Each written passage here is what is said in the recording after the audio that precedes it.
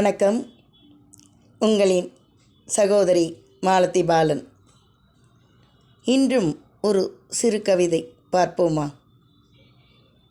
மானென்றும் மயிலென்றும் தெவிட்டாத தேனென்றும் தீந்தமிழ் சுவையென்றும் குளிரான நிலவென்றும் கோடைக்கால குன்னூரென்றும் சிரித்தால் முத்தென்றும் சினந்தால் சிவப்பென்றும் அன்பில் தாயென்றும் அவள் மடியில் சேயென்றும் இப்படியெல்லாம் இதயம் பொங்கிட கவிதை எழுத என் கரங்களுக்கும் ஆசைதான்.